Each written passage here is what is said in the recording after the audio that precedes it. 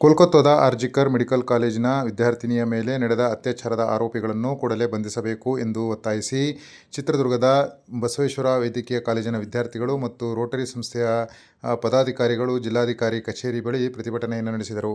ಅತ್ಯಾಚಾರಿಗಳನ್ನು ಇದುವರೆಗೆ ಬಂಧಿಸದೇ ಬಿಟ್ಟಿರುವುದು ಶೋಚನೀಯ. ಆದ್ದರಿಂದ ಕೂಡಲೇ ಅವರನ್ನು ಬಂಧಿಸಬೇಕು. ಇಲ್ಲದೇ ಹೋದರೆ ನಾಳೆ ಇನ್ನಿತರೆ ಕಡೆಗಳಲ್ಲಿಯೂ ಕೂಡ ಇಂತಹ ದುರ್ಘಟನೆ ನಡೆಯಬಹುದು. ಆದ್ದರಿಂದ ಕೂಡಲೇ ಬಂಧಿಸಬೇಕು ಎಂದು ಅವರು ಒತ್ತಾಯಿಸಿದರು. ಇದಕ್ಕೂ ಮುನ್ನ ಚಿತ್ರದುರ್ಗದ ಇಂದ ಜಿಲ್ಲಾಧಿಕಾರಿಗಳ ಕಚೇರಿಯವರೆಗೂ ಪ್ರತಿಭಟನಾ ಮೆರವಣಿಗೆಯಲ್ಲಿ ಪ್ರತಿಭಟನಾಕಾರರು ಆಗಮಿಸಿದರು.